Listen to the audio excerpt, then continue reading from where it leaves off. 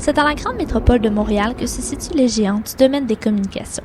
Depuis les années 2000, le mot d'ordre pour cette sphère apparaît clairement comme étant la polyvalence.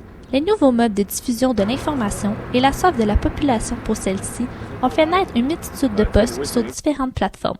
On compte la radio. 3 minutes à Rythme FM. Et d'ailleurs, si vous voulez intervenir, vous pouvez nous téléphoner en tout temps en studio. Les journaux, la télévision, ainsi que le web, sans oublier la publicité majoritairement diffusée par l'intermédiaire de ces médias.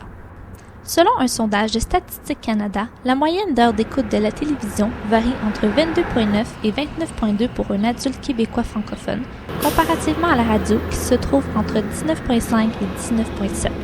Tenant compte du temps considérable que le public accorde aux médias, la diversité s'avère être un risque pour certains. Le risque d'être moins bon dans quelque chose, mais ça vient avec, puis j'aime mieux essayer des choses, puis me tromper, que de rien faire puis de critiquer les autres. Il y a une sécurité pour d'autres. Pas, si un domaine d'activité diminue, t'as la chance d'avoir d'autres domaines d'activité qui, eux, sont soit stables ou augmentent. Donc, la polyvalence vient prévenir au niveau des revenus de l'agence. Ce besoin de variété ne provient pas seulement des dirigeants des institutions médiatiques, mais aussi des personnes qui travaillent directement dans le milieu, comme par exemple les monteurs, les recherchistes, les réalisateurs, ainsi que les animateurs.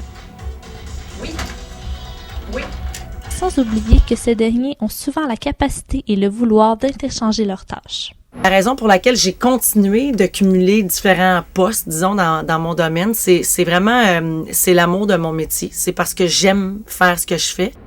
La polyvalence s'est montrée un outil plus qu'utile pour les journalistes du Journal de Montréal en low-code qui, grâce à leur savoir en informatique, ont pu monter rue Frontenac, un site où leurs articles sont publiés.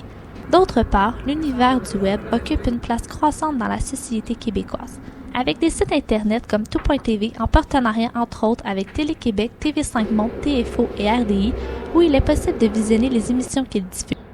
De plus, le nombre de minutes acceptables de publicité pour les auditeurs est de 7 par heure pour le web, contrairement à seulement 4 par heure pour la télévision. Le secteur de la publicité profite de cette tolérance pour se diriger vers les réseaux sociaux tels Twitter et Facebook qui remplacent les médias plus traditionnels. Du fait même, cela leur permet de commercialiser leurs produits et de promouvoir le recrutement des employés. Quelqu'un qui pourrait faire différents types de communication, de l'Internet, des communications graphiques, des communications publicitaires, des relations de presse, peut être polyvalent dans ces différents types de communication-là, mais être spécialisé dans une clientèle.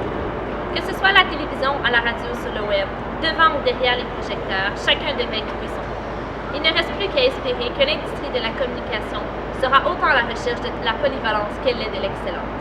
C'était Émilie Néron pour Marie-Victorin.